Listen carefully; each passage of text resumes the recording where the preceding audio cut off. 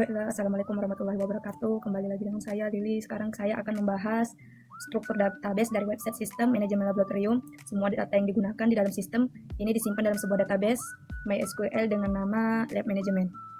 Yang pertama kita ada tabel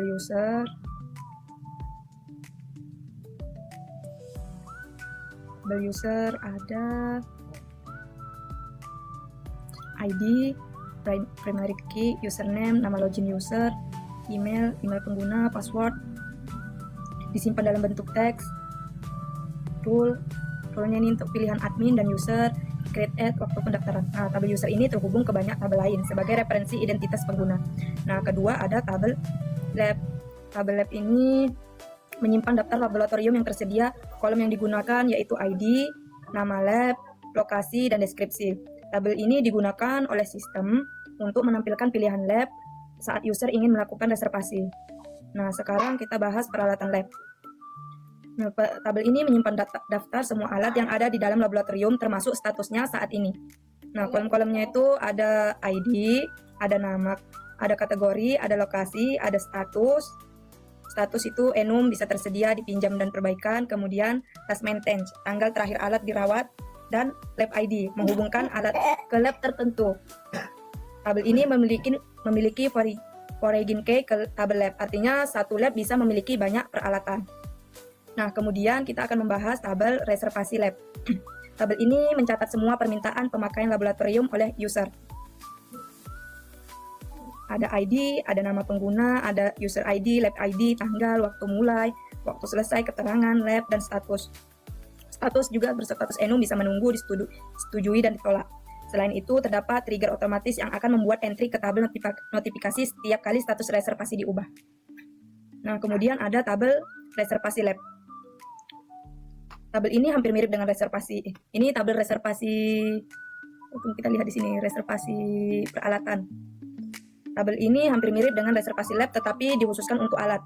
Nah, kolom-kolom pentingnya itu ada ID, user ID, peralatan ID, tanggal, keterangan, serta create add. Ketika admin menyetujui permintaan peralatan, sistem akan mengubah status reservasi menjadi disetujui dan otomatis memperbarui status alat di tabel peralatan lab menjadi dipinjam. Sekarang kita akan membahas tabel notifikasi. Tabel ini menyimpan pesan notifikasi yang akan ditampilkan kepada user, misalnya reservasi Anda telah disetujui atau reservasi Anda telah ditolak.